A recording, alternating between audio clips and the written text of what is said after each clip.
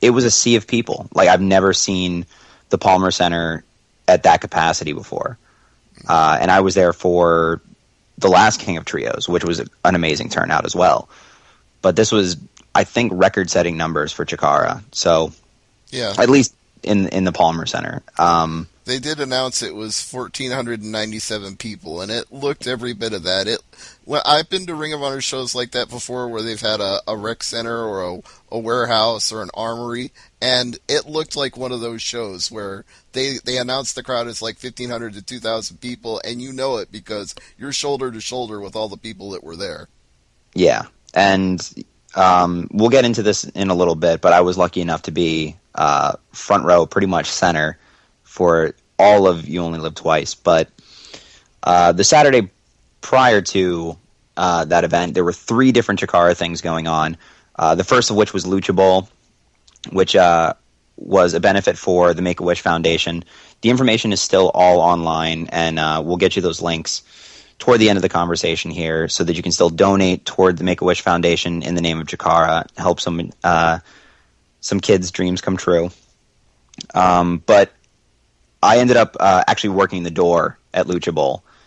They put me to work pretty much as soon as I got there. So I got to check in everybody as they got there, take the payments for the people that hadn't pre-ordered, and it was incredibly fun. It was at the Town and Country Bowling Center in Bethlehem, and some of your favorite CHIKARA stars were there. You had both Green Ant and Fire Ant, Juan Francisco de Coronado, Eric Corvus, Jaka, both of the members of Pieces of Hate. Of course, our friend Dasher Hatfield was there in attendance. It was crazy. You could look in any direction and you saw a member of the CHIKARA or Wrestling Is roster. And there was free pizza, which nobody expected, which that was pretty nice. And toward the end of the night, they had a raffle to actually bowl against the Ecuadorian aristocracy himself, Juan Francisco de Coronado, with a prize on the line, which was a CHIKARA fun pack, which was a bunch of different CHIKARA-related merchandise. And I believe the young gentleman who had the chance, his name was Scott, and he handily beat Juan Francisco. So it was a lot of fun for everyone who was there. It's really is for a good cause. No, did they end up mentioning it? Hold on, I gotta ask. When you say he beat him handily, does that mean that Juan Francisco de Coronado was throwing gutter balls the whole time, or that he was actually throwing, but the kid was throwing better? The kid was throwing fantastically. At one point, Juan Francisco actually had the bumpers put up in his lane and had them put down immediately after his frame. And Scott, again, I believe the gentleman's name was, threw a strike right in his face. It was incredible. It was one of those things where if it were a work, it would have been just as amazing. But the fact that it was a real-life bowling match between, two people that you can't really...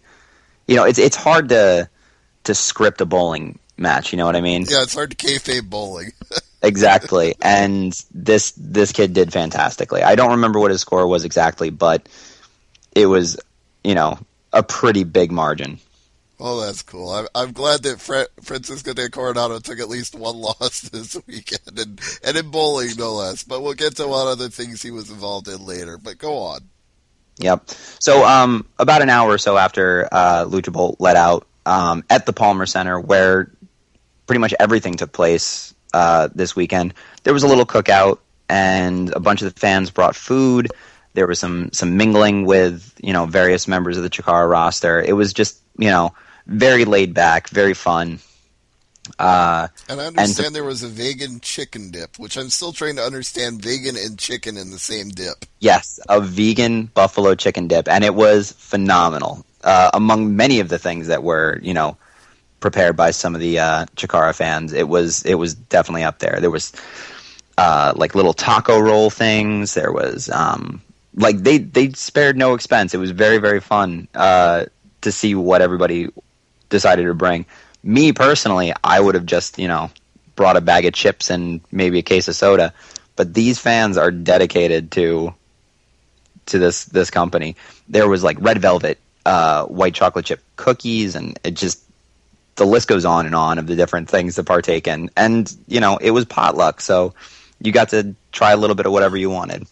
Awesome. You're making me hungry just talking about it. Yes, it was certainly more than I expected. I think certainly more than anybody expected. The only downside was nobody brought charcoal, so you couldn't grill any franks. Yeah, I wasn't going to mention it, but there were grills on hand at the Palmer Center. There's a little pavilion with, like a lot of public parks, they'll have the pre-installed grills for charcoal. And yeah, nobody brought charcoal, but there was enough food to go around as it was. Well, I'm not going to make that mistake. If they have a cookout in Chicago, I will bring a bag of charcoal. I will save the day. Perfect. I'm sure someone will be looking forward to it. I know. I am too. I whether there's a cookout or not, I'm looking forward to that whole weekend. I only hope I can have as much fun as you had, because we haven't even talked about the Tag World Grand Prix yet. Exactly. We haven't even gotten into any of the actual matches, just a bowling match. So Tag World Grand Prix is streamable right now on SMVOD, that's Smart Mark Video On Demand.com. For the low price of $12. And if you do decide to stream it, it will be worth it. There were a lot of really, really good matches. We had the semifinal match, which we talked about with our friend Dasher. He and Mr. Touchdown, the Throwbacks, in the first semifinal match, beat Night Eye for the Pirate Guy. Now, during our conversation on the last CHIKARA cast, they are indeed holding the CHIKARA tag titles, the Campeonatos de Parejas. The speculation is that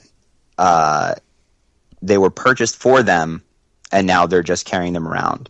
So after their loss to the Throwbacks, Pieces of Hate, the people who the team who had the tag belts prior to the ending of CHIKARA's first run, hit the ring in order to try to retrieve those, but Night Eye for the Pirate Guy, Jolly Roger, and Lance Steele ended up getting away with the belts. So certainly more going on there sometime in the future, I would assume. The other semifinal match was the Devastation Corporation of Blaster McMassive and Max Smashmaster, which are two names that I would not want to say 3 times fast. Against the Osirian Portal of Amasis and Ophidian, who had reunited since the last CHIKARA event. Throughout the Wrestling is Fun and a couple other promotions, they mended their differences and are once again a whole Syrian Portal, which is great. I'm really glad to see that they're back together. Unfortunately, they did lose to the Devastation Corporation with the help of Sidney Bacabella, who, as everyone knows who is a fan of the Portal, one of their signature maneuvers is hypnotism. We've all seen, the clips online from different promotions where they've used that, and in some cases the entire locker room would, empty out into a big dance competition.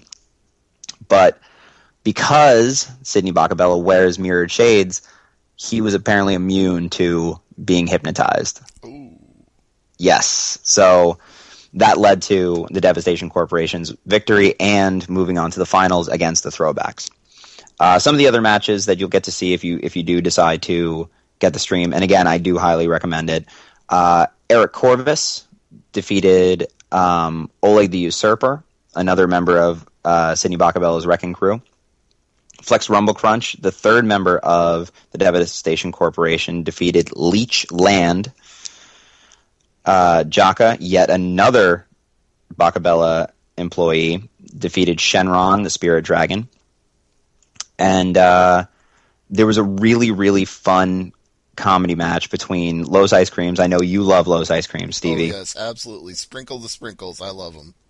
And the Submission Squad. Members were Pierre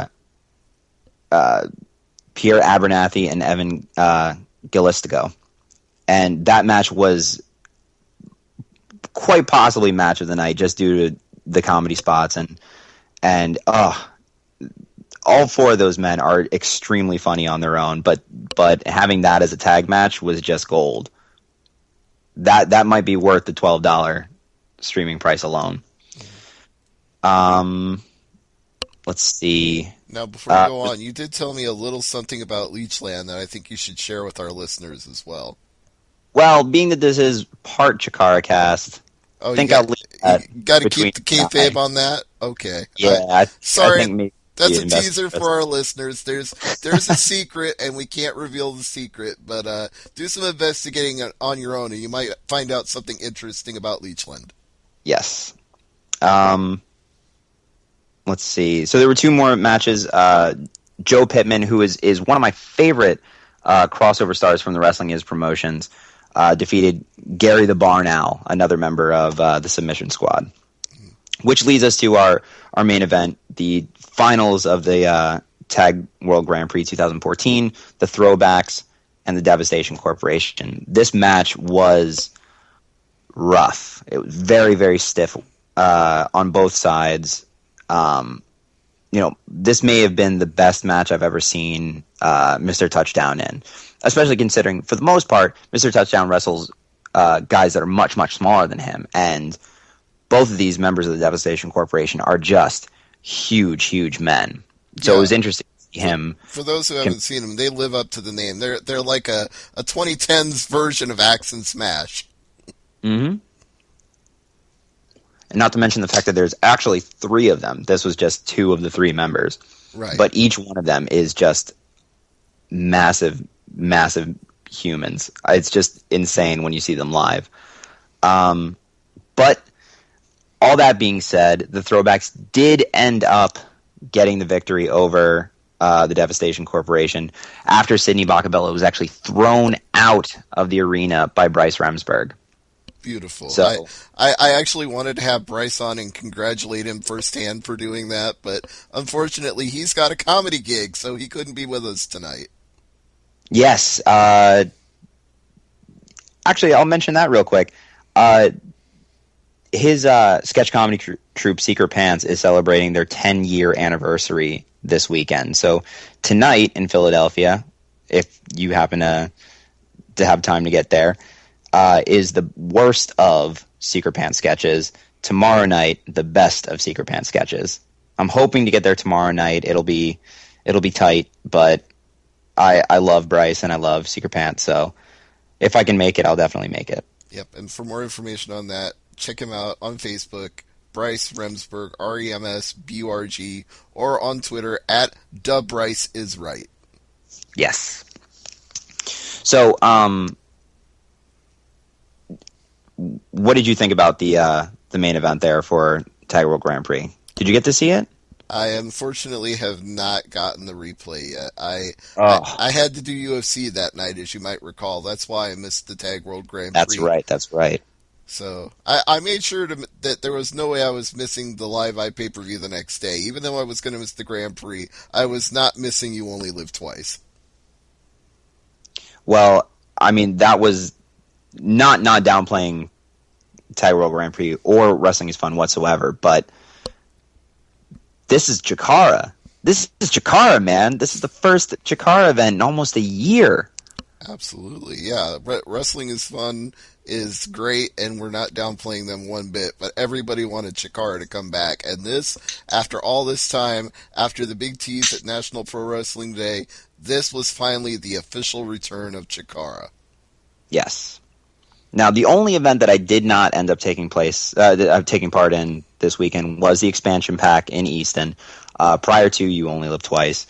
But from what I understand, there was an extra match for those who did pay for the extra $10, and that was the Baltic Siege versus the Block Party. Ooh. So,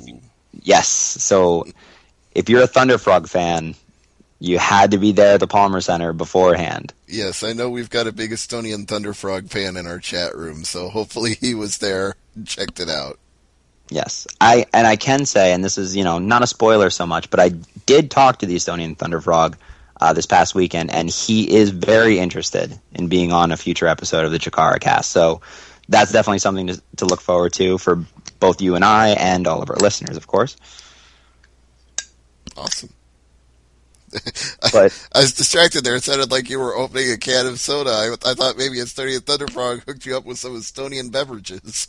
No, I don't know that I drink them anyway. As much as I may hate certain things about the FDA, I'll trust that over whatever they have, doing inspections over there in Estonia. Yeah, probably. That's a safe bet. That's why, in Mexico you drink the beer instead of the water. It's like not Exactly. that we have anything against Mexico. It's just there's a better chance it's been properly cleansed first if it's going into beer. Yes, this is a good old American Monster.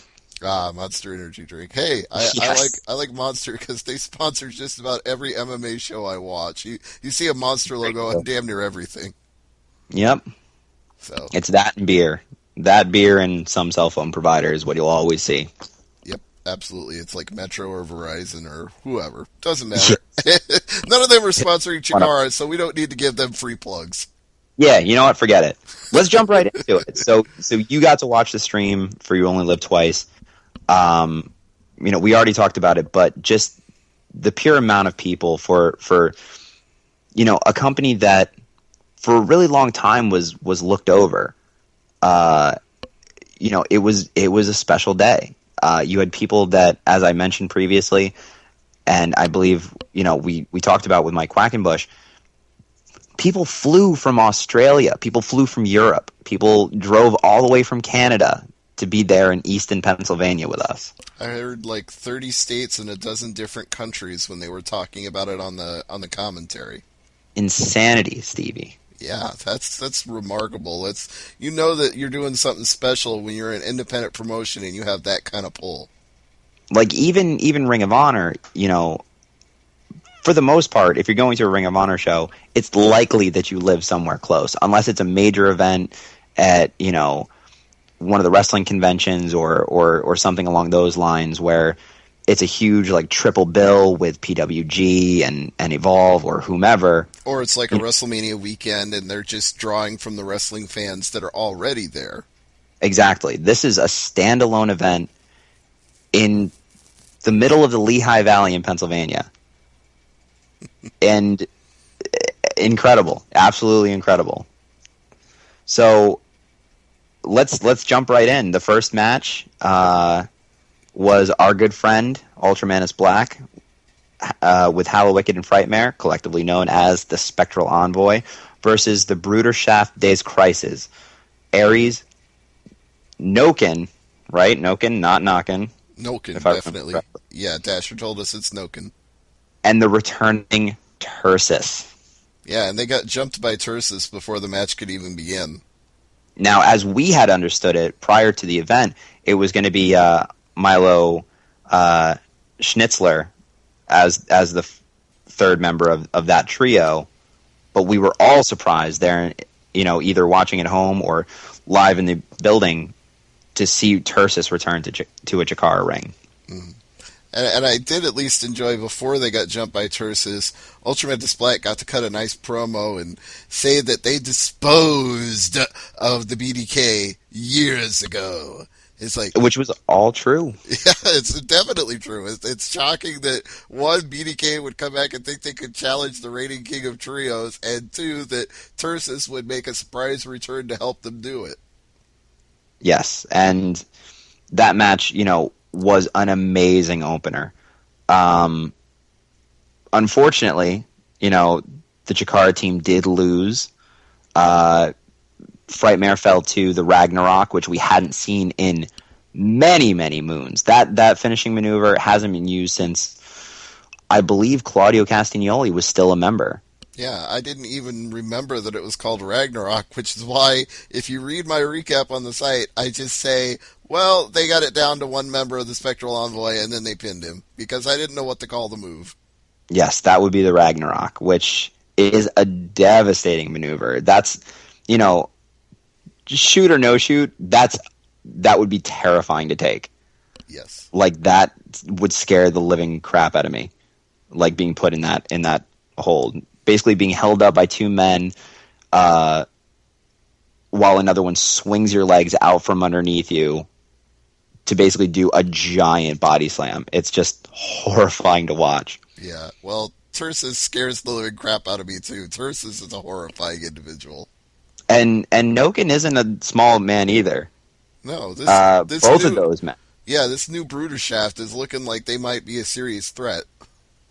Yes, I mean, they're down to almost half the members as the original Bruderschaft, but these three men are definitely a force to be reckoned with. Not to mention, they have the backing of the whole Flood along with them. Right, and we'll get to the Flood. There's more to say about them as we go along, but next up was Chuck Taylor versus Ashley Remington, and I don't previously remember having any experience with Ashley Remington, but the announcers were with him everything that he did. They were talking about clear waters and smooth sailing and ocean breezes and waves, so clearly they know Ashley better than I do. And yeah, and this was the first match for Ashley Remington in a CHIKARA ring. He is a newcomer to the promotion.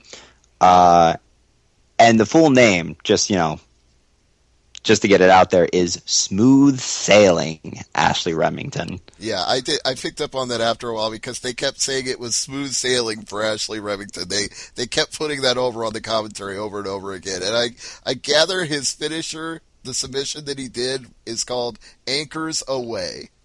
Yep, the Anchors Away leg lock.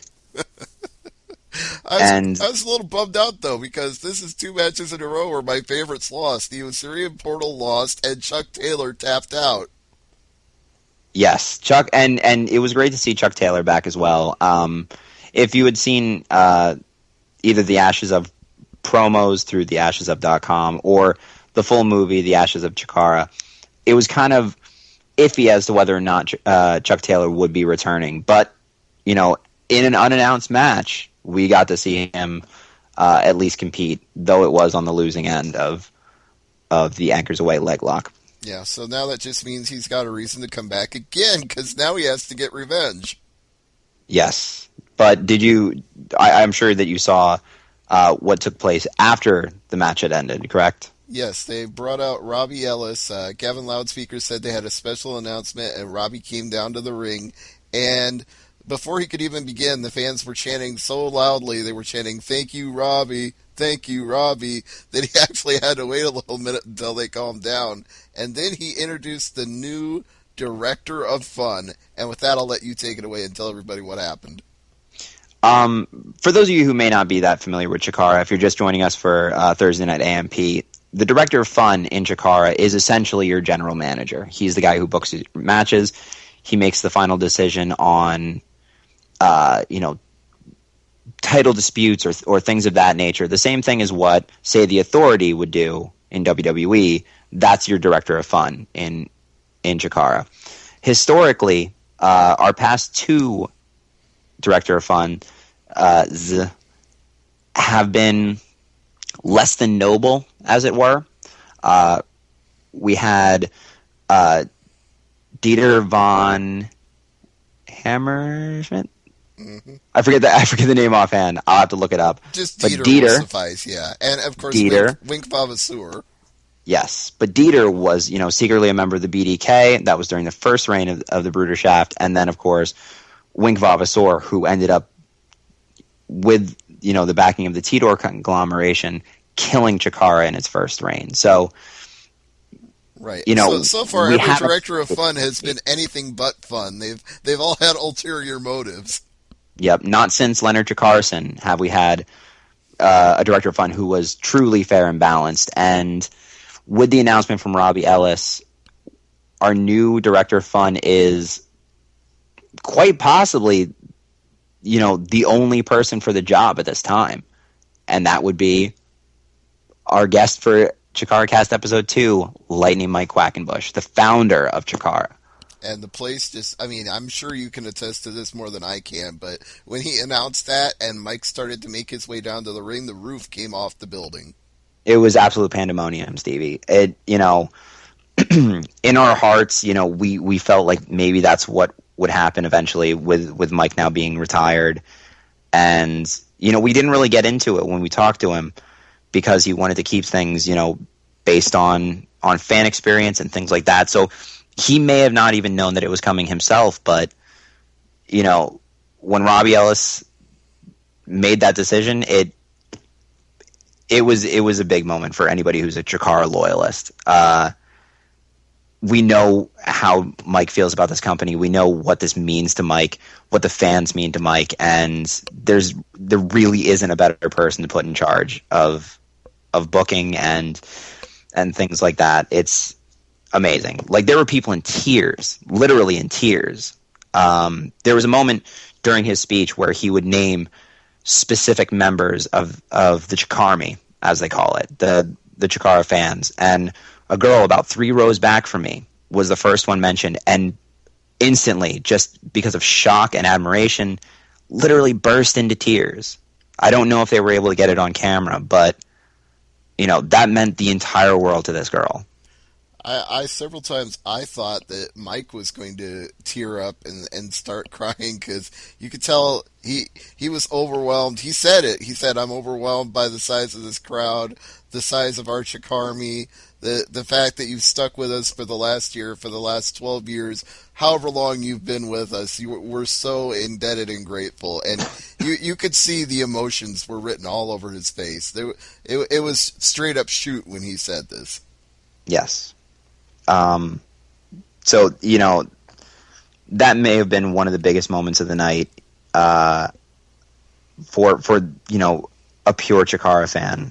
And the thing I love the most about it, not to cut you off, is when he said, "I'm Chikara, you are Chikara, we are Chikara." Yes, absolutely. And we hope that that's a sign of things to come, and that, maybe things will go back to the way it was eventually. But we have a lot of events to go before that might happen. That's true. And we've got a lot of matches to talk about here, too. We're not even to the intermission yet. You're right, but just as one quick side note, I'm not sure if you had noticed, but there was a gentleman that was walking down escorting Robbie Ellis. Did you happen to catch his name? No, I didn't catch who helped Robbie Ellis get to the ring. That would be none other than Shane Hawk. Oh. Yes. Shane Hawk hasn't been seen in a Chikara ring since 2008. Yeah, it's been a little while. No real word as to what his intentions may be, what his motive might be for returning to Chikara, but if you're a longtime Chikara fan, you'll know that he was a member of the Fabulous Three, along with Mitch Ryder and, someone near and dear to all of us, Sweet and Sour Larry Sweeney. Yes, rest in peace, Larry. Yep. So that's something to definitely keep an eye on, as far as, maybe, not the best intentions. And if he has the ear of Robbie Ellis, that could fare not so well for Chikara in general. But that is yet to be seen. I don't want to speculate too much. Right. We'll just have to... Maybe something will happen in Chicago and I'll see it firsthand, and then we'll have more news about what he's doing back. But until then, we've still got the rest of this show. Yes.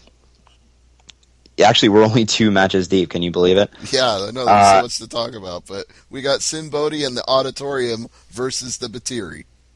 Yes. Now, as we spoke about before, this one kind of had a lot of history to it. When Sinn Bodhi first came to Chikara in search of the Eye of Tyr, he recruited the 3 members of the Batiri in order to kind of be his, lackeys. Yes. And that's a really good way to put it. They didn't have a lot of say in what was going on. They were hired guns. So to see them make an attempt at getting some retribution was pretty exciting. Unfortunately, Sinn Bodhi ended the match with a blatant low blow to Kodama in plain sight of Jonathan Barber to pull the disqualification. So yes, the Batiri won, but probably not in the way they would have liked. Mm-hmm. and then they couldn't even get their retribution afterwards because Kazarni was able to pull all the members of his auditorium out of the ring before the Batiri could get revenge. Yep. So Qefka the Quiet escapes to live another day, as does, what's the other guy's name? Oh, Oliver Grimsly. Yes, which both members of the auditorium were fantastic wrestlers. Just, it should be noted, they have very, very talented guys that Sinn Bodhi has recruited. Mm-hmm. And Sinn Bodhi himself is an accomplished wrestler. People who know he was in WWE will remember he was Kazarni. He's been all over the indie circuit for years, working for damn near everybody, or darn near everybody. And just a tremendous worker in the ring, just a tremendous wrestler. But he freaks me out whenever he does that skirt flip thing, like he's going to expose his privates. Yeah, there was a lot of "that's not PG" chants going on at the Palmer Center that day. Yeah, Sinn Bodhi, it's sometimes amazing that he can wrestle in CHIKARA, given some of his antics in other places. It's true, and he has slipped up before, and the fans have let him know. Mm-hmm. Particularly in Brooklyn, where he let a 4-letter word slip, and he did not hear the end of it that night from the CHIKARMY. I'm sure he did, but he won't be hearing the end of it anytime soon either, because the Batiri are going to have another axe to grind. They've already wanted to get revenge on him, and now they've got even more after that low blow and blatant DQ. Just getting the win is not going to be enough for the Batiri. They want to get the win clean. I agree. So after that, we had after a long time, the debut of Juan Francisco Coronado and the long-time return of Jervis Cottonbelly to a CHIKARA ring. Mm-hmm. And I'd like to say, when I saw Juan Francisco de Coronado come out, I couldn't help but think of Damien Sandow from WWE. Just the way he strutted, the robe he was wearing. If he'd had a beard, he'd have been a doppelganger for him. He does just have a little bit of a chin strap, but not a beard, not a man's beard. Right, not the big, he has thick beard. Yes, he has. Now, as I mentioned during our discussion about Lucha Bowl, he is an aristocrat. He's a member of, I believe, the royal family in Ecuador. Mm-hmm. So that air that you get from him, the arrogance, that's from his royal upbringing. Yeah, and the fans were having none of it. They booed so loudly that I really couldn't hear a word he said. I'm not sure how well it picked up on camera, but a lot of the Wrestling is Fun and CHIKARA fans have taken to actually turning away from him as he's coming down the ramp, like not even acknowledging he's there. Oh, they're basically pulling the JBL, because I used to do that when JBL would walk to the ring. I would turn my back and refuse to acknowledge him. Exactly that. Wow, nice. So yeah, I didn't notice that. I was trying too hard to hear what he said, and the CHIKARA just booed him out of the building. Not literally, but they definitely tried. Even being in front row, you couldn't hear what he was saying either. That proves it then. If you couldn't hear him and I couldn't hear him, nobody could hear him. Yep. So, which is probably for the best, honestly. Yeah, I'm not sure he really had anything worthwhile to say, but having heard him speak at various, Wrestling is Fun events, usually it's just that he's better than us and he's going to make short work of whomever he's facing. That's why I say he's very much like Damien Sandow. He's just naturally arrogant and cocky and takes no guff from anybody because he thinks he's better than everyone. But Jervis came out here and gave him a good fight. He did, and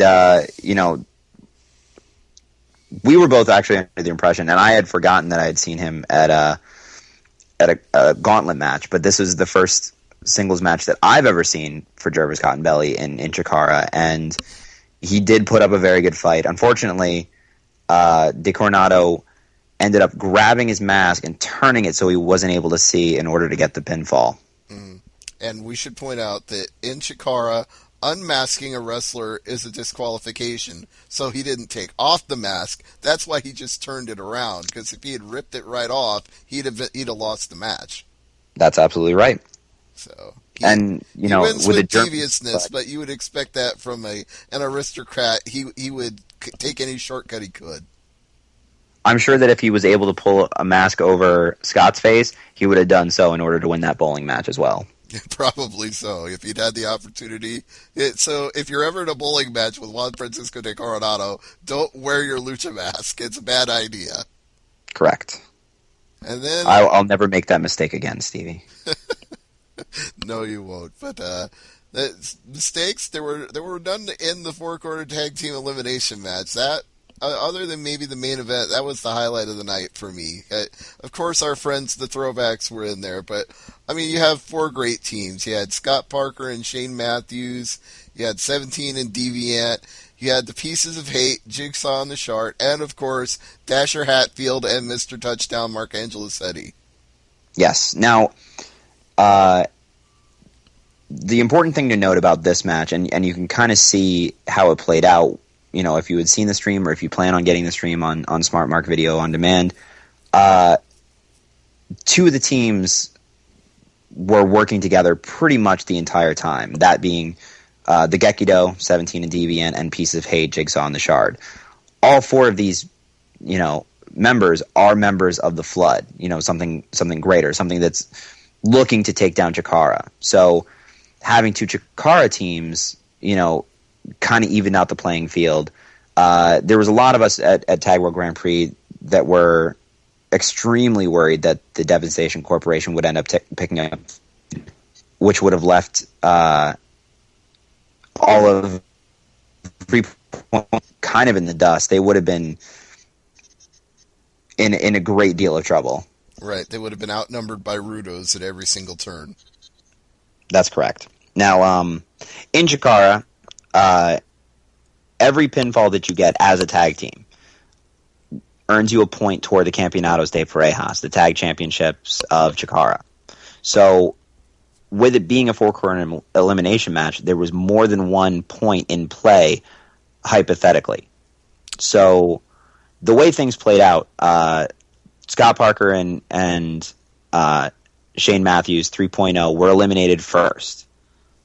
But then, even though they were outnumbered, the Throwbacks were able to pin consecutively both the Pieces of Hate and the Gekido, earning them 2 points, meaning that they are 1 point away, one pinfall, one single tag match away from earning a shot at the Campeonatos de Parejas. Well, just to let you know, since you didn't hear the commentary since you were there live, commentary didn't think there were necessarily points on the line in this four-way. They thought that because the titles are currently in question as to who really should have them and who is the rightful possessor of them, they didn't even feel that there were necessarily points on the line to be earned. They said normally you would be earning points in a match like this, but we just don't know if that's the case. So it could go either way. So hypothetically, it is possible that the Throwbacks have 2 points, but depending on what's going on with the titles and Night Eye for the Pirate Guy, it may not apply, is what you're saying. Yeah, we're going to have to wait for a ruling from Mike Quackenbush on this. I'm sure there's several people that we could have on the show that could enlighten us a little bit more about that, but we'll save that for a future episode. The bottom line is the right team won. It's the Throwbacks. They were able to get 3 falls and get all the way through it and stand strong at the end. Yes. Which, you know, that was one of the biggest pops of the night was being able to see a CHIKARA team take down 2 consecutive teams that are members of the Flood in a row. So that was a great feeling for all of us. Yeah, and I loved the delayed vertical suplex. It was like 30 seconds long before the Shard was finally down for the count. Yes. So, hats off to Mr. Touchdown, hats off to Dasher Hatfield. And then we had the intermission and a whole bunch of video promos. Now, were they airing these videos anywhere in the Palmer Center, or was I the only one who could see them? It was only for the stream. So for us, it was basically just a chance to do, you know, some talking to some of the wrestlers, buy some merchandise. And I do apologize, but Dasher Hatfield's limited edition shirt was sold out by the time I got into the Palmer Center. Oh, it's all good. You know what? I bet he'll probably have some sort of shirt just for Chicago, so maybe I'll get another chance. Hopefully. Because they sold quickly. Not that I didn't expect them to. Yeah, I think we both did. But since you didn't see the intermission, I'll just touch on it briefly. They showed a bunch of hype videos for CHIKARA being back and the Grand Championship match later in the evening with each man explaining their motivations and reasons. And Eddie Kingston, if whether you like him or hate him, you can't not have gotten excited listening to his promos saying that I'm the guy who held this championship for almost 3 years now, and I don't even like this company, and I'm still here. So what do you think that means for Icarus? And you just kind of felt your skin crawl, but in a good way. It was like, ooh, I can't wait to see this now. Yeah, and it should be noted that for the last year he hasn't defended the title, but, you know, that's up to each individual opinion as far as, you know, what his title reign should actually be equated to, but, you know. Well, on commentary, they were putting it over as a 30-month unbeaten championship, so even if he wasn't actively defending it for a whole year, they consider that part of his reign. That's fair. I mean, if that's how it's going to go down in the CHIKARA history books, then I'll concede and agree to it. But in my humble opinion, I understand where you're coming from. And either way, it was a slime ball thing for him to say it the way he said it. You know, it was supposed to make you hate him even more for him to claim that he had been this champion that had been defending the title this whole time when you know that's not true. It just made you want to hate him even more. Yes. Speaking of people that you want to hate, after the intermission, Jimmy Jacobs came out to the ring. Yes. Now, we have all assumed since the Flood was seen in their full glory at National Pro Wrestling Day that Jimmy Jacobs was, if not the leader, at very least the mouthpiece for the Flood. And he's the person that, you know, has the least amount of history with the company. He's the person that his motivations are least known by you know, the viewers and the fans. So this was very interesting to see, you know, what might transpire with his match against Archibald Peck. And you know, there was a lot riding on this. It felt like, you know, being that Archibald has come from parts unknown to wrestle this match against Jimmy Jacobs. You know, it was a weird feeling compared to everything else. Like, this is the one where it's like nobody really knows how this might play out. And you could tell, and especially with Jimmy Jacobs being as unpredictable as he is, you know, historically in many promotions. And they ramped up the importance of it on commentary, too, because UltraMantis Black joined Leonard F. Chikaris, and you know, once UltraMantis Black is sitting there at ringside to call a match, that he has a vested interest in what's going on. Absolutely. So, this did not turn out well, unfortunately, for fan-favorite Archibald Peck, because the Flood, you would expect this. It's not really a surprise to say this, but they interfered on behalf of Jacobs. He was able to hit a neck breaker and get the pin. So the Flood, for the moment at least, were reigning supreme here. Yes. So and you know, not taking anything away from Archibald Peck, it was a heck of a fight on his part. Yeah, he had like 10 or 12 DDTs in a row at one point, which I have never seen before. Legitimately, I've never seen that in any match, any promotion. 10 consecutive DDTs. The crowd was there counting along with him. Mm-hmm. And gosh, I wouldn't have wanted to be on the receiving end of that, certainly. Well, Jimmy Jacobs is a little bit nuts. If you've seen him work anywhere else, he's not exactly shy about taking crazy insane bumps. So if somebody's going to give him 10 DDTs in a row, he's probably going to get up after 11 and keep coming, because Jimmy Jacobs is just crazy like that. Yes. But, you know, as far as his subdivision of the Flood, it is still now the one that we know the least amount about. He had his two goons, as I'll refer to them, in the basically like the medieval physician masks. Mm-hmm. Yeah, like old-timey doctors. Yep, they did keep those masks on the whole time. One was even you know, given the task of protecting Jimmy Jacobs' mask, who I don't know if they ended up picking this up on camera or not. He was basically talking to the mask the entire time as though he was giving, words of encouragement direct to Jimmy. Wow. Okay, so it almost a little bit like the Wyatt family here, like they're under some sort of spell. Bit of a creepy vibe, yeah. Yeah. Well, that's, again, to be expected with a guy who's called the Zombie Princess. He's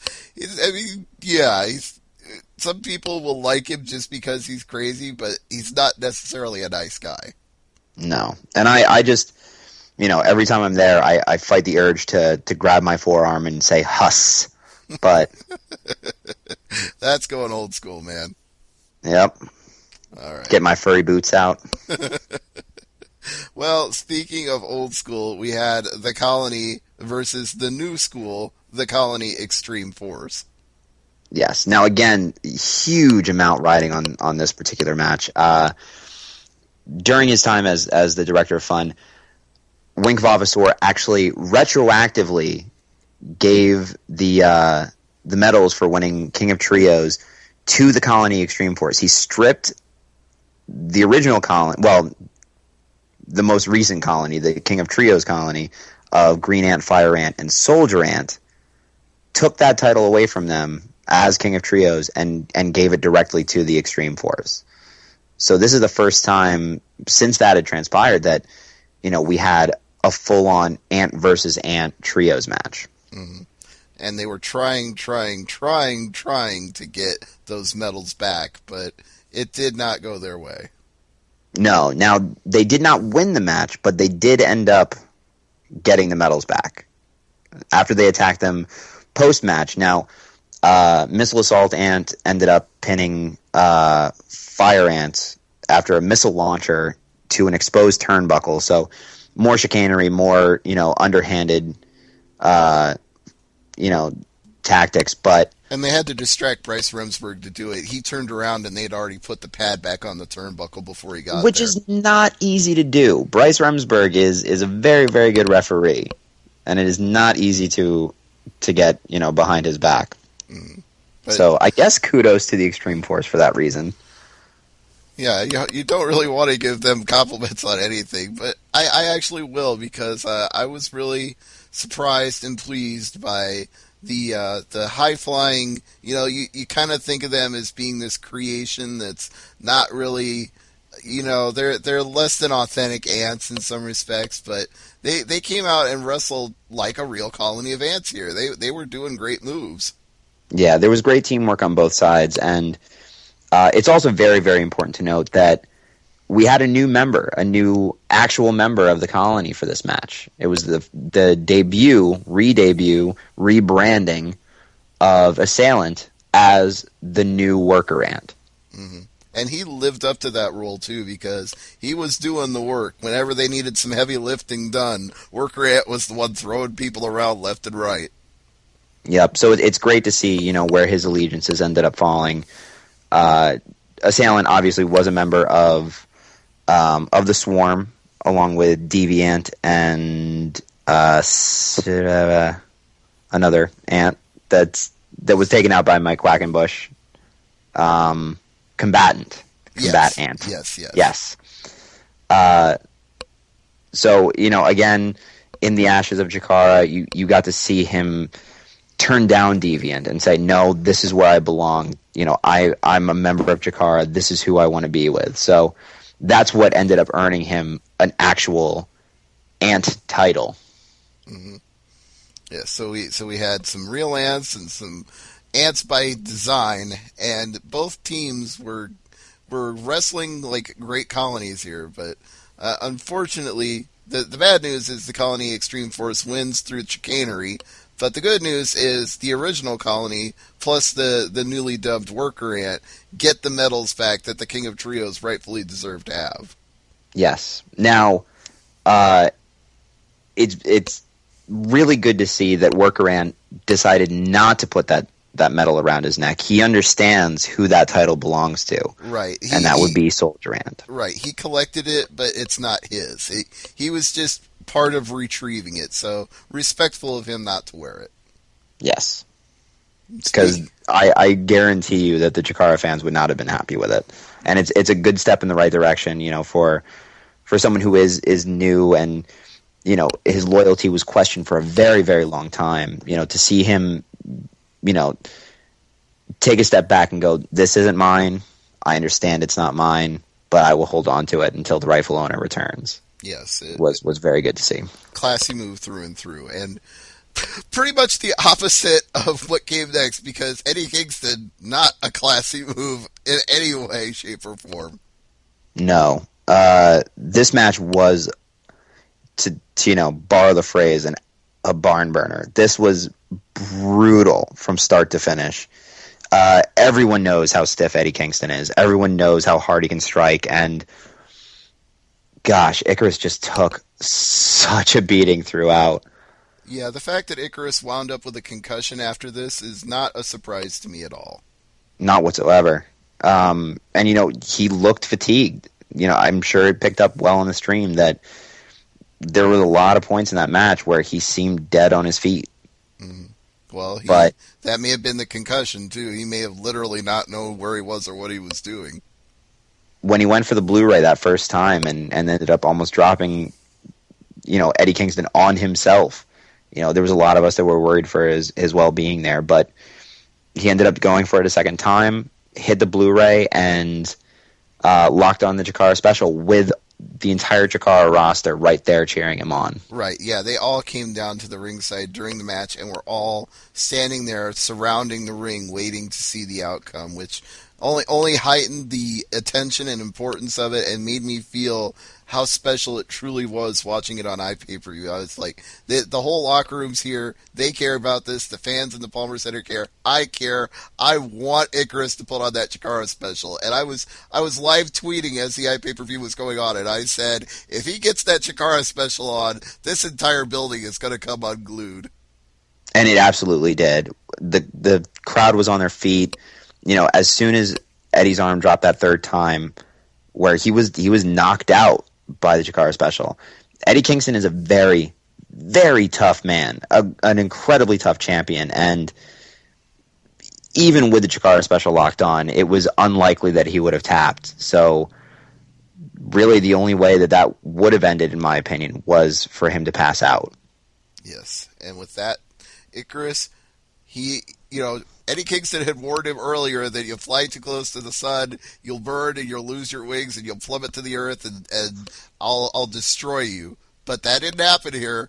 Icarus was able to soar to the heights of the Chikara Grand Championship, and he had the belt put around his waist, and the fans were chanting, "You deserve it," and Chikara, Chikara, and everything went to black, and I thought the show was over.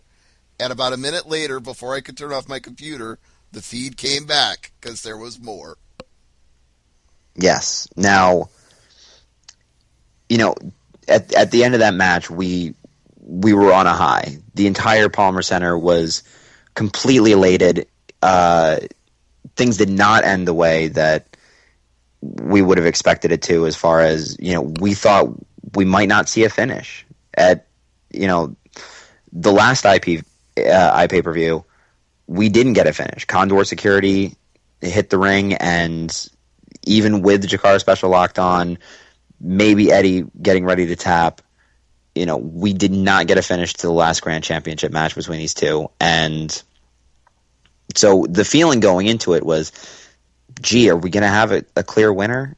And we did. However, directly after, the flood hits the ring. And when we say flood, we don't just mean the flood. We mean literally a flood of people.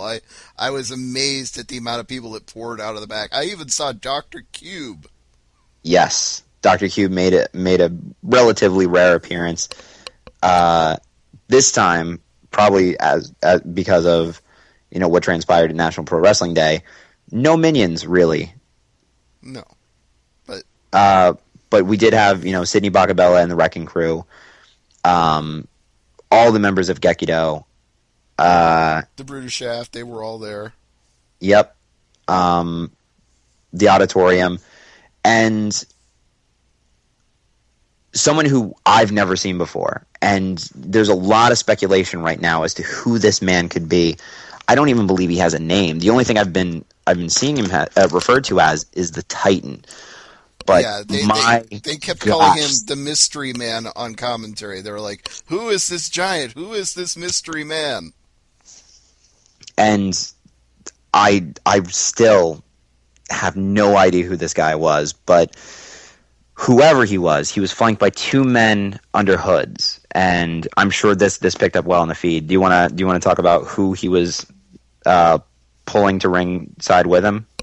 I'm trying to see if I've got that here in my notes. I actually lost the part of the feed. It froze at one point, so I may not have seen who the men under the hoods were. But I did see what happened after he was let off the chain, so to speak, and Kobald tried to save the day and take out this gigantic Titan and bounced off the guy like a ping pong ball. He just came flying off of him like a rebound on Pong. Just couldn't even lay a finger on him. Yeah, for his size, Kobald is a master of the spear, and it didn't faze him whatsoever. So who were the he went full force. The men under the hoods were none other than, well, trying to think of the best way to put this. They're two men that haven't been seen in CHIKARA in quite some time, and both have an incredible amount of history with the company. None other than Delirious and Soldier Ant. Oh, that's right. I did hear them mention Delirious, but the video froze, so I wasn't sure if they meant Delirious was there as part of the flood or if he was one of the men under the hoods. He wasn't one of the people under the hood, and as soon as that hood was taken off, both men attacked the CHIKARA roster.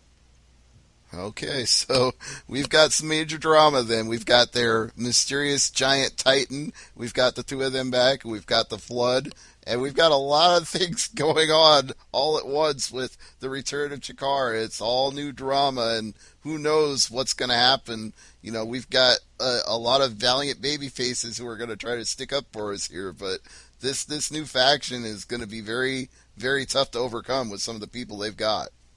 Yes. Now, with Soldier Ant especially, I mean, that's someone who's never turned their back on CHIKARA. So the fact that he did attack the colony specifically, there's speculation that maybe both Delirious and Soldier Ant are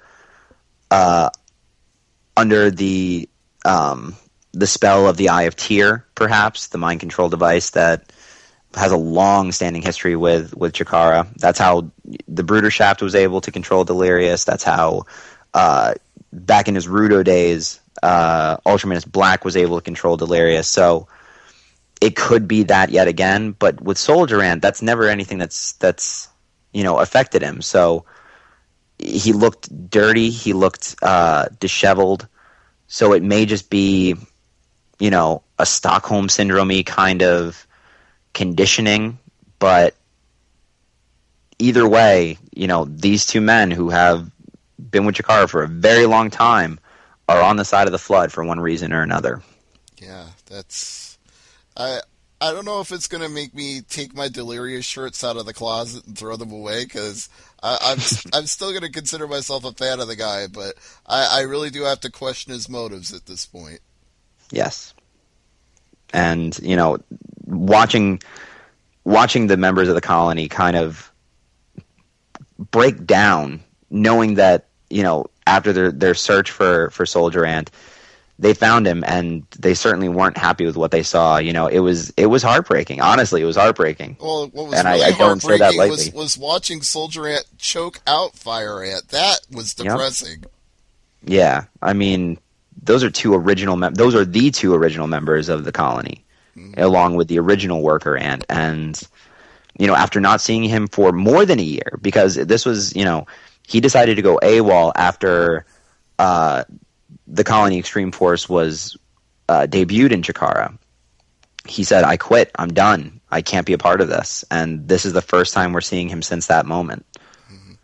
So his time away doesn't seem to have been good for him, no matter what you choose to think of his reasons for leaving. It didn't make him a better person. That's sad, but Maybe we'll learn, like you said, that he is under the spell of some mystical force that's controlling his actions, and maybe there's redemption for him down the road. Yeah, I mean, that's certainly not, a great scenario, being under the control of a mystical force that you don't have control over yourself, but it'd be better than if this was a conscious decision on his part to turn his back on the CHIKARA.